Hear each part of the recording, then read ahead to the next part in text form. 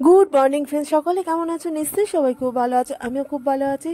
আর আজকে দেখো 4:40 থেকে ব্লগটা স্টার্ট করে দিলাম। আর এখানে দেখতে পাচ্ছ পাস্তাটা সেদ্ধ বসিয়েছি, সকালবেলা ছেলের কলেজে টিফিন রেডি করছিলাম।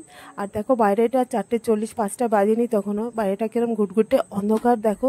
তাই ভাবলাম তোমাদের একটু দেখায় বাইরেটা দেখো কীরকম অন্ধকার। আর তার মধ্যে দেখতে দেখতে আমার ওইদিকে পাস্তাটাও সেদ্ধ হয়ে গেছে। তা পাস্তাটা সেদ্ধ করে নিয়ে ভাবলাম দাঁতটা মেজে নিই, তারপর বাদবাকি কাজে হাত দিই। তার জন্য এদিকে চলে আসলাম দাঁত মাজতে।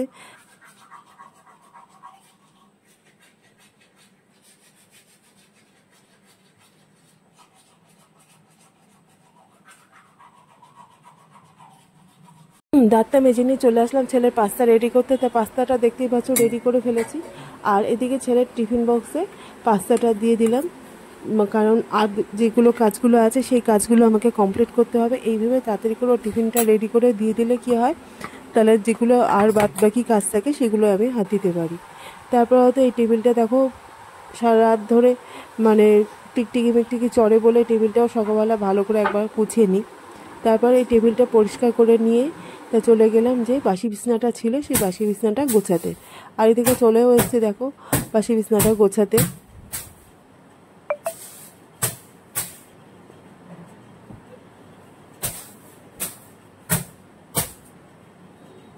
দেখো আমার বাসি বিছনা গোছানো কমপ্লিট। আর তারপরে তো চলে গেলাম এখানে মেশিনের, ছেলে বেরিয়েও গেছে, তার মধ্যে এই কাজগুলো করতে করতে ছেলেকেও রেডি করে বার করে দিয়েছি। তার মধ্যে মেশিনে কাঁচাও বসিয়ে দিয়েছি। এদিকে দেখো মেশিনের এই যে লিকুইড সার্ফটা এবারে নিয়ে এসেছি। লিকুইড সার্ফটা এত সুন্দর গন্ধ, মানে প্রত্যেকটা জামা কাপড়ে খুব সুন্দর গন্ধ হয়, মানে বর্ষাকালে একটা সাথে সাথে গন্ধ থাকে বলে। তার মধ্যে দেখতে পাচ্ছ শাশুড়ি মা এসছে, তার সঙ্গে কথা বলছিলাম। আর আমার কর্তা নিয়ম করে রোজ সকালবেলা আমার শাশুড়ি মাকে প্রণাম করে, আমিও করি তার সাথে। তা যাই হোক, মা বলছে এটা কি সাবান দিচ্ছ? তা আমি বললাম যে এটা হচ্ছে লিকুইড সাবান। তা লিকুইড সাবান, মা বলছে কেন গুঁড়ো সাবানটা ইউজ করো না? যে গুঁড়োটাও করি লিকুইডটাও করি। তা মাকে বললাম মা গন্ধটা দেখো কি সুন্দর। তা মাকে একটু নাকে সকালাম গন্ধটা। তা যাই হোক, এই হলো সকালবেলা সারাদিনের থেকে শুরু হয় মানে কাজকর্ম। আর যেদিনকে মেশিনে কাছি তো ভালো, আর যেদিনকে হাতে কাছি সেদিনকে তো সকাল থেকে সকালেই কাছাকাছিগুলো করে নিতে হয়, কারণ বেলার দিকে আবার বৃষ্টি বাদলের ব্যাপার থাকে। তা মা মা কথা বলছে, আমি বলেও যাচ্ছি। তা মা জিজ্ঞেস করছিল যে ছেলের ছুটি নেই, আমি বললাম না ছেলের ছুটি নেই। তা মাকে বললাম মা একটু দাঁড়াও, প্রণাম করা হয়নি মাকে তখন পর্যন্ত। তাই যাই হোক, মাকে আবার প্রণামটাও করে নিলাম, দেখতেই পাচ্ছ। যাই হোক, রান্না বসাবো, ছেলে গেল এই বৃষ্টিতে। আমি বললাম যে যেতে পারবে না। ছুটি দিল না বাচ্চাকে, সবার তো ছুটি। কিসের ছুটি? আজকে নবী কি না ওদের কি ছুটি? নবী দিবস বলে?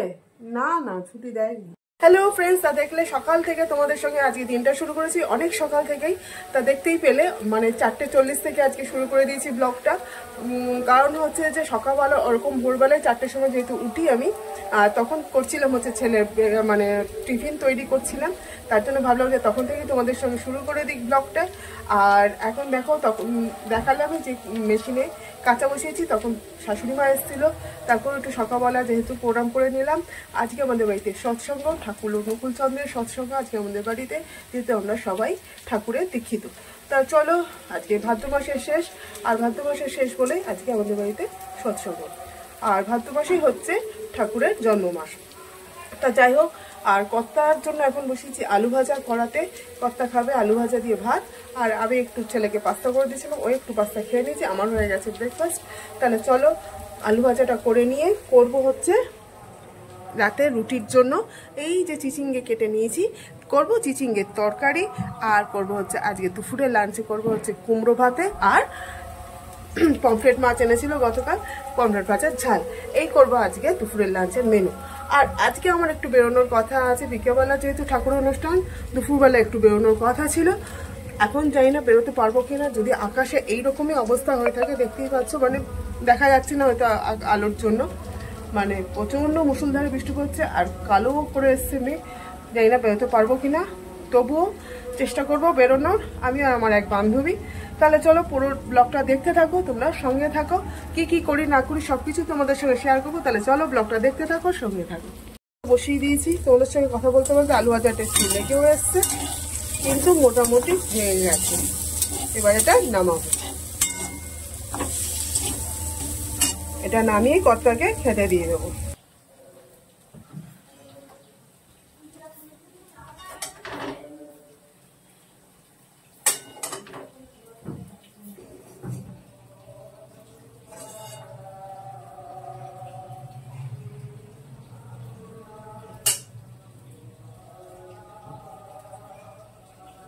আলু ভাজা রেডি। দেখো কর্তার ভাত দিয়ে দিয়েছি।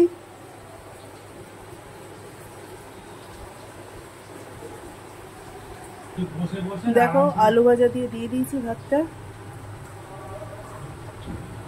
দেখো বন্ধুরা, আমার ওইদিকে চিচিঙ্গের তরকারি বসিয়ে দিয়েছি আলু ভাজা নামিয়ে। আর কর্তা বললো কুমড়ো সেদ্ধ না, কুমড়ো ভাজা খাবে ভাতের সাথে। তা কুমড়ো ভাজাটা কেটে নিয়েছি, নুন হলুদ চিনি সামান্য চিনি মিশিয়ে মাখিয়ে রেখেছি। আর কর্তাকেও এখানে খেতে দিয়ে দিয়েছি। এই যে, তা চলো এখন আমি করব ব্রেকফাস্ট। মানে পাস্তা বললাম একটু খেয়েছি, তাও খিদে খিদে পাচ্ছে বলে পাস্তা খেয়েছি একদম সামান্য। আর একটা পাউরুটি ছিল, লাচা পাউরুটি, লাচা বান, সেটাই ভাবছি একটু করব। আর এদিকে দেখো এই যে কুমড়োটা কেটে নুন হলুদ বললাম মাখিয়ে রেখেছি।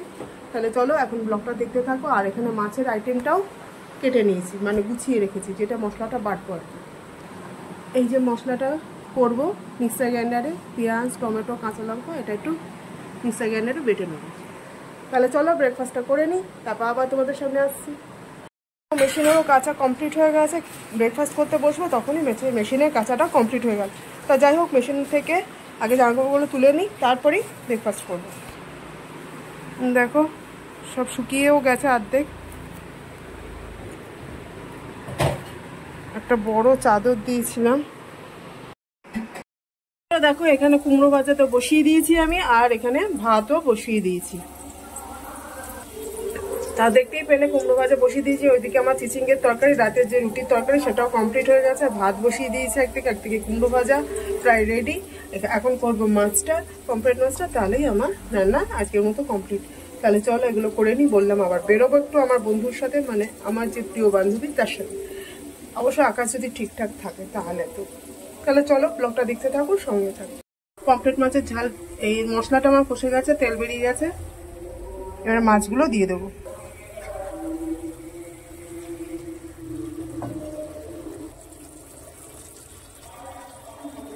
মাছের ঝাল রেডি। তো বন্ধুরা দেখতেই পেলে আমার রান্না বান্না সব কমপ্লিট। পমফ্রেট মাছের ঝাল আমার হয়ে গেছে। এখন পুছবো ঘর পুছবো, তারপরে হচ্ছে আগে গ্যাস পুছে নিয়ে তারপর ঘর পুছতে যাবো। ঘর পুছে স্নান করে দুটো খেয়ে এখন খেতে পারবো কিনা, সবাই ব্রেকফাস্ট করলাম, জানি না কি করবো। তো চলো আবার বেরোনোরও আছে, কিন্তু আকাশের অবস্থা ভালো না, কি করবো আদৌ বেরোতে পারবো কিনা জানি না। তো চলো ব্লগটা দেখতে থাকো, সঙ্গে থাকো। তারপরে তো দেখলাম বাড়ির সামনে দিয়ে দেখো কত মানুষের সমাগম, যেহেতু নবী দিবস ছিল কত মানুষজন বেরিয়েছে। তাই দেখতে একটু জানলা দিয়ে ভাবলাম যে তোমাদেরকেও একটু দেখাই। তা এদেরকে দেখতে দেখতে খানিকটা সময় কেটে গেল। তো বন্ধুরা দেখো এখন রেডি হয়ে নিয়েছি, যাচ্ছি একটু আমার বন্ধুর সঙ্গে। তা কোথায় যাচ্ছি না যাচ্ছি সবকিছু তোমাদের সঙ্গে শেয়ার করবো। তাহলে চলো ব্লগটা দেখতে থাকো, সঙ্গে থাকো। আর এখন বাজে 12:30, 12:40 ট্রেনটা ধরবো। তাহলে চলো স্টেশনে চলে যাই, আবার তারপর তোমাদের সঙ্গে দেখা হচ্ছে। তো দেখো আমি আর আমার বান্ধবী ট্রেনে উঠে পড়েছি। যে ট্রেনের উদ্দেশ্যে আমি বেরিয়েছিলাম সেই ট্রেনেই দুজনে উঠে পড়েছি। তো বন্ধুরা আমরা পৌঁছে গেছি বালিগঞ্জে। এখন অটো ধরবো, অটো ধরে যাব হচ্ছে গড়িয়াহাট। তাহলে চলো যাওয়া যাক। এই আমি আর আমার বান্ধবী গড়িয়াহাটে গেছিলাম একটা কাজের জন্য, আমি আর আমার বান্ধবী। তা যাই হোক, এই মার্কেটের ভেতর দিয়ে যেতে যেতে কত জিনিস যে দেখলাম দুই বান্ধবী মিলে। কি দেখছিস?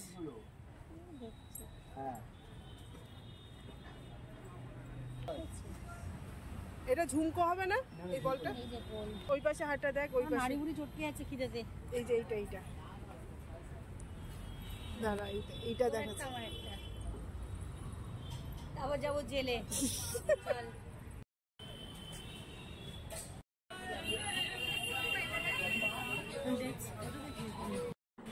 তা এই যে দেখছো এখানে শোপিসের দোকানটা দেখো, কত সুন্দর সুন্দর শোপিস আছে। তা আমরা দুই বান্ধবী দেখতে দেখতে দাঁড়িয়ে পড়লাম এখানে, যে এখানে মা দুর্গার কত সুন্দর শোপিসগুলো, তারপর গনু মানে গণেশার, তারপরে গোপালের সব রকম আছে আর কি।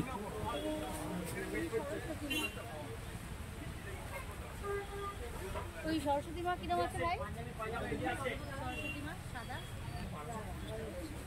কিসের আছে?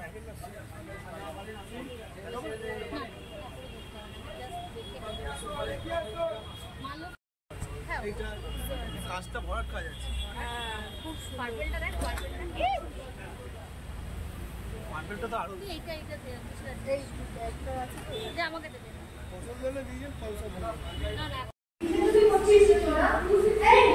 তো দেখো বন্ধুরা, আমরা এখন নিয়ে নিয়েছি একটা মিক্স চাট, আমি আর আমার বান্ধবী খাবো দুজনে মিলে। নিয়ে স্টার্ট কর।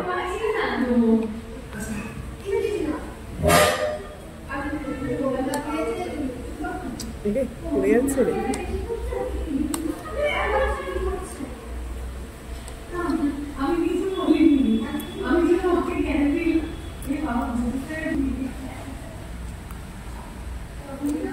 ভালো করে টেস্ট আছে। তো যথারীতি মার্কেট ঘুরে যে বন্ধু আমি আর আমার বান্ধবী যে উদ্দেশ্যে গেছিলাম সেই উদ্দেশ্যটা তো হলো না, তার ট্রেন ধরে যথারীতি বাড়ির উদ্দেশ্যে রওনা দিলাম। তা বাড়িতে ফেরার পথে দেখলাম এই যে আবার এখানে বিশ্বনাথ ঠাকুর এসে গেছে, কারণ পরের দিন ছিল বিশ্বনাথ পুজো। তো দেখো বন্ধুরা, বাড়িতে তো এসেই গেছিলাম একটু বন্ধুর সঙ্গে, বললামই তোমাদের। আর উপরে হচ্ছে আমাদের ঠাকুরের সৎসঙ্গ। তাহলে চলো যাই ঠাকুরের সৎসঙ্গে, একটু গেলেই তোমরা বুঝতে পারবে। তাহলে চলো, ঠাকুরের সৎসঙ্গ হচ্ছে, একটু দেরি হয়ে গেছে, 6টা বেজে গেছে, 5:30 থেকে শুরু হয়ে গেছে। চলো, আমারও ঢুকতে একটু দেরি হয়ে গেছে, একটু ট্রেনটা লেট করলো, তার জন্যই দেরি হলো। তাহলে চলো যাই।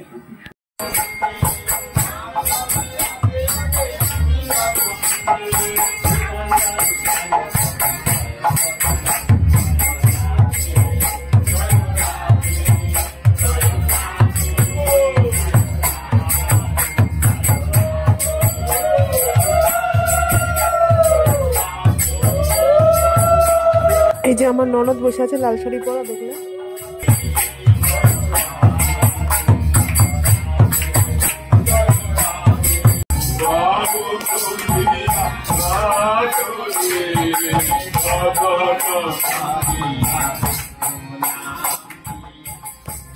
সৎসঙ্গে আমরা সবাই ছিলাম, ওই যে আমার যা দেখতে পাচ্ছ। আর এখানে একটা বাচ্চা এসেছে তার মায়ের সাথে, বাচ্চাটা এত কিউট, এই যে খুব মিষ্টিও। তা ওকে একটু কোলে নিয়ে আমি একটুখানি বলছিলাম আমার কোলে আয় কোলে আয়, তা অনেকক্ষণ বলার পর তারপর আসলো। আর ও দেখো নিজে নিজেই ফ্লাইং কিস দিচ্ছে তোমাদের সবাইকে, তা বলতেও লাগেনি সেটা। যাই হোক, তা এই যে আবার টাটাও করছে। যাই হোক, আর বাড়াচ্ছি না ব্লগটা এই পর্যন্ত। সবাই খুব ভালো থেকো, সুস্থ থেকো, টাটা।